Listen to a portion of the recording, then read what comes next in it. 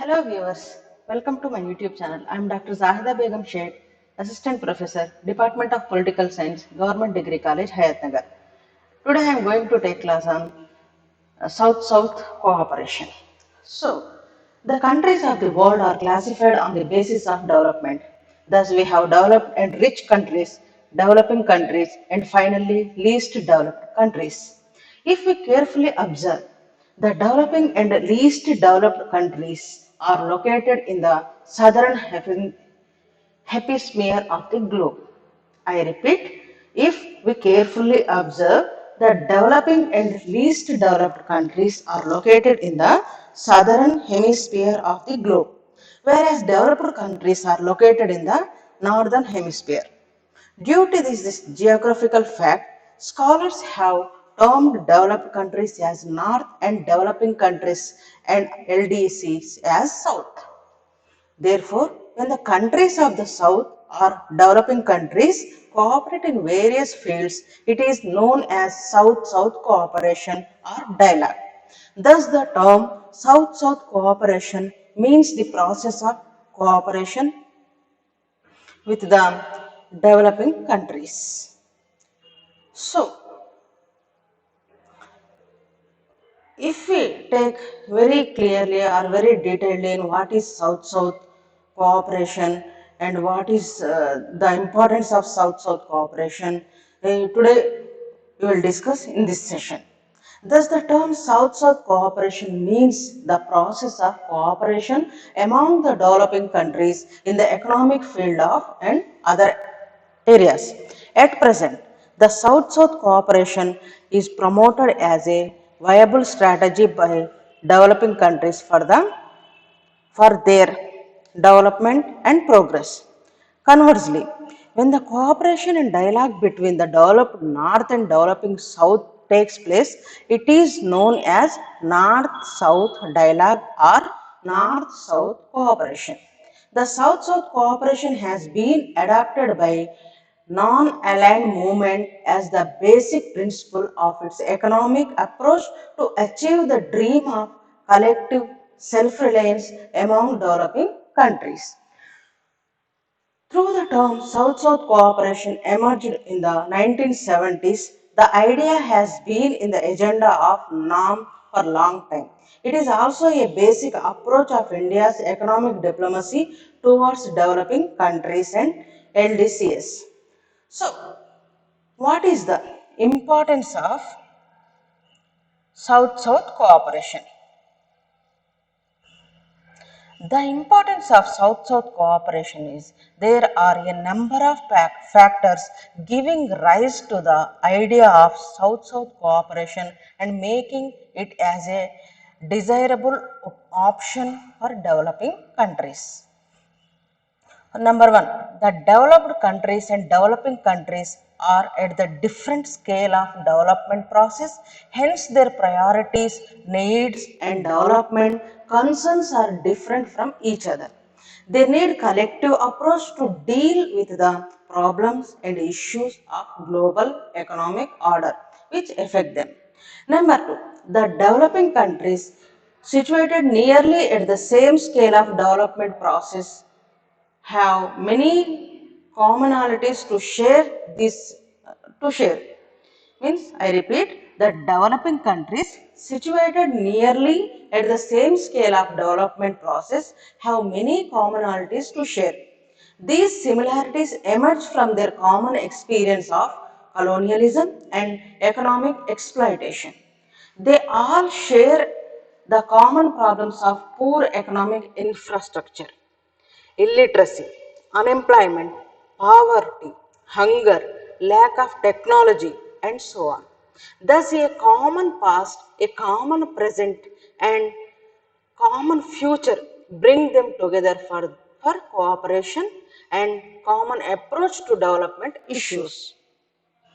So, number three, after Second World War, the developing countries tried to move on the path of self-reliance in order to reduce their dependence on their colonial masters. Since the goal of self-reliance was difficult to be realized at individual level, they opted for the goal of collective Self-reliance South-South cooperation was promoted to realize this objective. Number 4. As the signs of economic interdependence among nations became more pronounced after Second World War, the United Nations and NAM means non-alignment movement and other international bodies pleaded for development assistance for developed countries to developing and poor countries. Such assistance was provided in the name of Official Development Assistance ODA by the developed countries which was to be 0.7% of their GDP. Similarly, in 1974, the UN General Assembly passed the resolution of New International Economic Order or NIEO, which aimed to establish a global economic order based on the principle of equity, fairness, and justice in favor of developing countries. However, the progress towards NIEO and ODA was strategy. Moreover, the ODA and transfer of technology from rich countries to poor countries were riddled with many terms and conditions not suitable to developing countries. Thus, as a way out of this impasse, the idea of South-South cooperation was viewed as a better option and viable choice.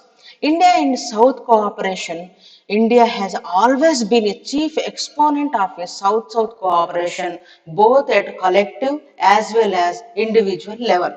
India has supported and strengthened the process of South-South cooperation, which can be explained under the following points.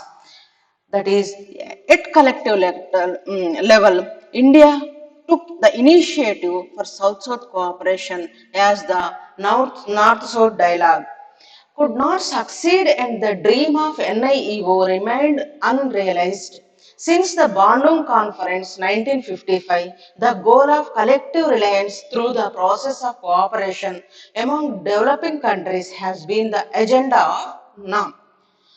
So this is we in our class we detailedly explain and detailedly discuss all about this South-South cooperation and as well as the NAM also. At the initiatives of India, the NAM summit of 1989 held at Belgrade adopted the resolution to set up South Commission to identify the areas and programs of the South-South cooperation. While Julius Nyerere was the chairman of the commission, the present Indian Prime Minister means in those days Manmohan Singh was its first Secretary General. India has played leading role in various conferences organized by NAM for this purpose as well as in the international forums like G77 and UNCTAD to promote the a process of cooperation among developing countries. The foundation of the IPSA in 2003 is the most important measure in this direction. India succeeded in incorporating the mechanism of South-South cooperation for the first time in the International Development Strategy adopted at the Fourth United Nations LDC conference held in May 2011 in Istanbul for the development of LDCs. This development strategy is known as Istanbul Programme of Action IPDOA. At the individual level, India has taken a number of measures for cooperation among developing countries. South-South cooperation in India or India's role in South-South cooperation. India has launched its flagship program, Indian Technology and Economic Cooperation, that is ITEC.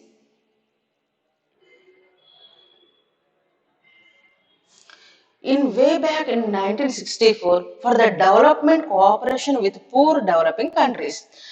This program is being launched in 159 countries of Asia, Africa, and other regions for their development. Under this program, India offers financial as well as technological assistance to various mutually agreed projects of development. Through India is a recipient of development assistance from the rich countries, it also offers development assistance to poor LDC countries. This is the recent development in India's economic diplomacy. So, India offers cheap lines of credit to poor countries for implementing development programs in these countries. India gives concession in trade duties in favor of import of the poor countries in order to promote their trade and business. India gives concession in trade duties in favor of import from the poor countries in order to promote their trade and development, not business. So, please listen carefully and, and also follow my lecture. India has been in the forefront for cooperation in the human resource development in poor countries of the South. Besides scholarship to the students from these countries, India has successfully launched many human resources development programs in these countries. Training of personnel of various categories forms and core element of this program. So, if we kindly follow next slide, that is. So, in conclusion, we can say that the idea of South-South cooperation has traveled a long way, but as collective strategy, it has yet to score a major success. In the era of globalization, some new initiative of operations among means developing countries are being taken, but their performance is yet to be assessed. South-South cooperation has been a major plank of India's policy towards other developing countries, and it is likely to be continued to be so in future also. So, in this class, we miss one point, that is evolution and mechanisms of South-South cooperation. If we discussed in this point only in detail, as a strategy of collective self-reliance of developing countries, the idea of South-South cooperation got wide currency after Second World War. As newly liberated developing countries started questioning the prevailing international economic order dominated by rich countries of the North. Motivated and constrained by their common colonial past as well as their common future challenges, the developing countries wanted to achieve collective self-reliance and to restructure the prevailing international economic order which was unfair and unjust to them.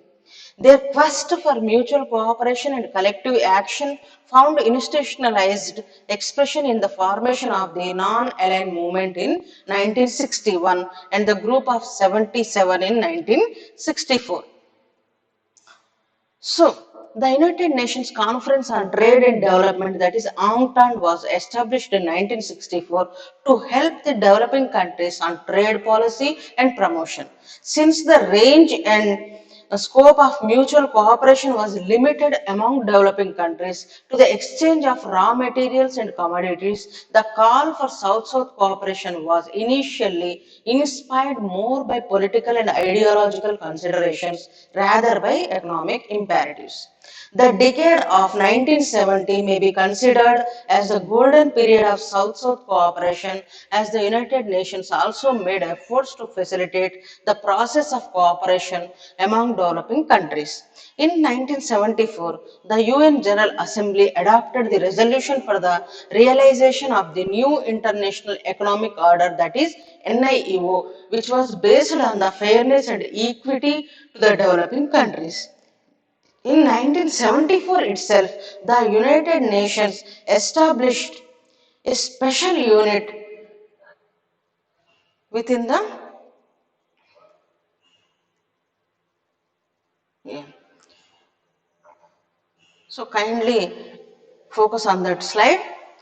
In 1974 itself, the United Nations established a special unit within the United Nations Development Programme for technical cooperation among developing countries. The decade of 1980 witnessed some sincere efforts made under the aegis of NAM. As a consequence of Harare Summit of NAM in 1986, the South Commission was set up in 1987, which submitted the final report called The Challenge to the South in 1990. However, The impetus for South-South cooperation gradually were read out in late 1980s and 1990s in the face of far-reaching global economic, political and technological developments. First, many developing countries suffered heavy debt burden leading to reduced or negative growth rates and were subjected to structural adjustment program of international financial regime. Second, the new challenges like the growing forces of globalization and liberalization, fueled and supported by neoliberal agenda and end of history thesis, withdrawal of state from a social and economical sphere. Disintegration of Soviet Union, further integration of Europe, rapid growth of multinational cooperation and strengthening of multilateral microeconomic policy framework put constraint on the ongoing process of South-South cooperation. Though the existing mechanisms like NAM and the G77 continue to harp on the rhetoric of South-South cooperation as global collective action of developing countries, it was sidelined in the global agenda in the face of new challenges at the time when the countries of the South needed it more. The failures of South-South cooperation and the need of new efforts towards such cooperation was succinctly underlined in the report of the South Commission submitted in 1990. It admits that the countries of the South have failed to achieve solidarity. They have not been able to establish common priorities in keeping with the development interest of all are to share technical and negotiating expertise or hold to constructive South-South discussion.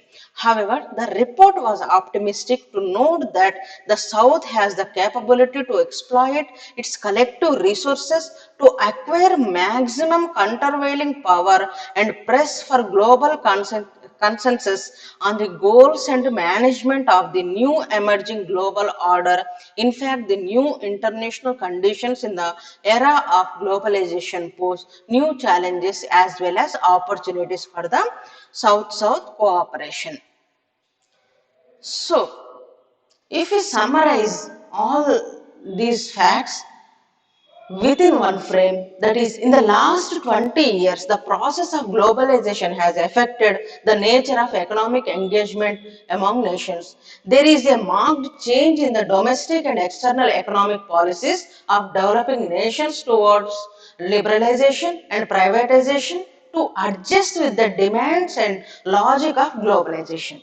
Globalization presents new challenges as well as opportunities before the process of South-South cooperation, which can be understood under the following points. That is, the process of globalization has generated neoliberal tendencies in the economic policies of developing countries.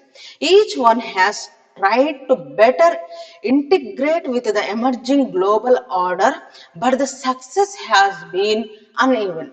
Consequently, some developing countries like India, Brazil, Indonesia, South Africa, etc., have achieved better economic results than others.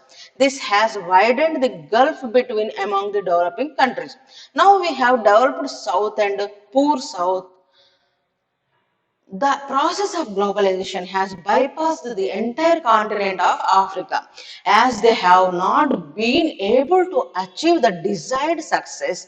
These countries lack the elements to complete or compete in the global economic order. This poses new challenges for South-South cooperation. The process of South-South cooperation was propelled through NAM, but its economic agenda has weakened under the pressure of globalization. The developed countries of South, like India, Brazil, China, South Africa, are being gradually integrated with the global economic order as they have become the members of G20 and outreach group of G8. It appears these countries have more stake in the maintenance of prevailing global order rather than changing it to suit the need of majority or poor developing countries. So, in the light of the above changes, new forms of South-South cooperation are emerging. The developed South countries, India, Brazil, and South Africa, have established IPSA in 2003 with the mixed objectives of trilateral cooperation as well as South-South cooperation. The nature of South-South cooperation is now a one-way process and is distinct from the collective efforts of NAM. In brief, the nature of South-South cooperation is also changing under the impact of globalization.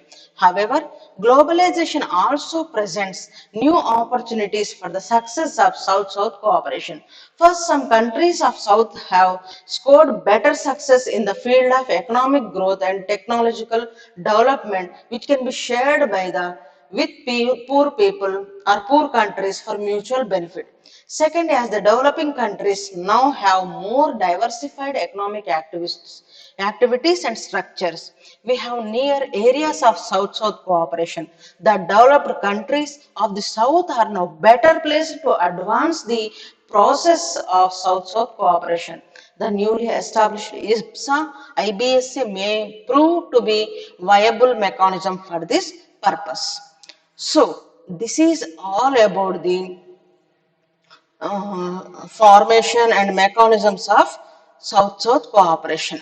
The changing global aid architecture, if we focus on this slide, that is increased voice from developing countries in the international development agenda. Means shifting mindset from aid effectiveness to development effectiveness. So that is the major part of South-South cooperation, and September 12 is the International Day for South-South cooperation. So this is all about South-South cooperation. We will discuss NAM in next class because NAM is interlinked between this South-South cooperation and North-South cooperation. So we will discuss in another class as detailed as possible about NAM, means non-aligned movement.